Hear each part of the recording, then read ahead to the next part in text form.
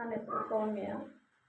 ಆದರೆ ಊರಲ್ಲೆಲ್ಲ ಹಿಂಗೆ ಮಾತಾಡ್ತಿರ್ತೀವಿ ಬೇಜಾರಾಗಿ ತಡೆ ಸಂಬಂಧಿಕರ ಮನೆ ಇದ್ದಾರೆ ನಾಲ್ಕು ದಿವಸ ಕಾಲ ಕಳ್ಕೊಬರೋಣ ಅಂತ ಹೋದೆ.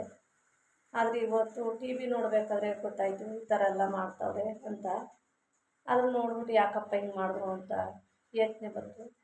ಆದರೆ ನಾನು ಯಾವ ತೊಂದರೆನೂ ಏನೂ ಆಗಿಲ್ವಲ್ಲ, ಯಾಕೆ ಹಿಂಗೆ ಮಾಡ್ತಾವ್ರೆ ಅಂತ ನಾನು ಇದು ಮಾಡಿದೆ.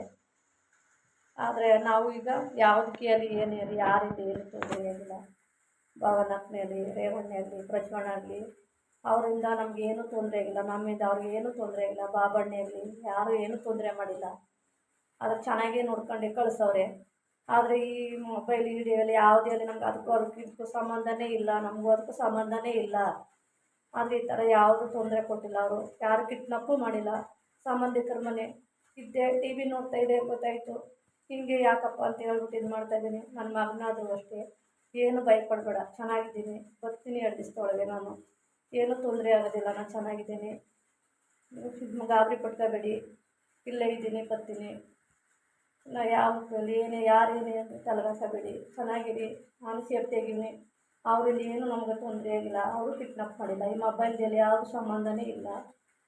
ಇದು ಮಾಡ್ಕೊಂಡು 4 ದಿವಸ ಹೋಗಿದೆ, ಬರ್ತೀನಿ. ಆದರೆ ಎಲ್ಲಿ ಮಾಹಿತಿ ಕೊಡ್ತೀನಿ. ಆದರೆ ಈ ಥರ ಟಾರ್ಚರ್ ಕೊಡಬೇಡಿ, ಪೊಲೀಸ್ನವ್ರು ಕಳಿಸಿ. ನಮ್ಮ ಮನೆ ಹತ್ರ ಮಕ್ಕಳು ಮರಿ ಎಲ್ಲ ಇರ್ತವೆ, ಭಯ ಪಟ್ಕೋತೇವೆ, ಏನು ಇಂಥ ಗಾಬರಿ ಐತವೆ.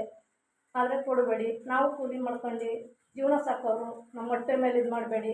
ನಾಳೆ ಸ್ವಲ್ಪ ಬಂದು ಹೋಯ್ತಾಯಿದ್ರೆ ಮಕ್ಕಳು ಏನು ಅನ್ನಿಲ್ಲ, ಅಕ್ಕಪಕ್ಕ ಏನು ಅನ್ನೋದಿಲ್ಲ. ಕೂಲಿ ಮಾಡ್ಕೊ ತಿನ್ನೋರಿಗೆ ಒಂದು ನೆಮ್ಮದಿಯಾಗಿ ಕೂಲಿ ಮಾಡ್ಕೊ ತಿನ್ನೋರು ಬಿಟ್ಬಿಡಿ. ಅಂಥ ತೊಂದರೆನೂ ಯಾರಿಂದ ಏನೂ ತೊಂದರೆ ಆಗಿಲ್ಲ. ಅಂಥ ತೊಂದರೆ ಆದಾಗ ನಾವೇ ಬಂದು ನಿಮ್ಗೆ ಹೇಳ್ತೀವಿ.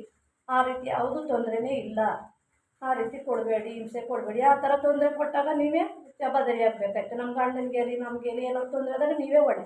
ಅದಕ್ಕೆ ಹೊಣೆ ಆಗೋದಾದ್ರೆ ಬಂದು ಮನೆ ಹತ್ರ ಏನೋ ಇದು ಮಾಡಿ. ಆ ರೀತಿ ಯಾವ ತೊಂದರೆನೂ ಇಲ್ಲ. ಏನು ನಮ್ಗೆ ತೊಂದರೆನೂ ಕೊಟ್ಟಿಲ್ಲ. ಚೆನ್ನಾಗೇ ನೋಡ್ಕೊಂಡು ಚೆನ್ನಾಗೇ ಕಳಿಸವ್ರೆ.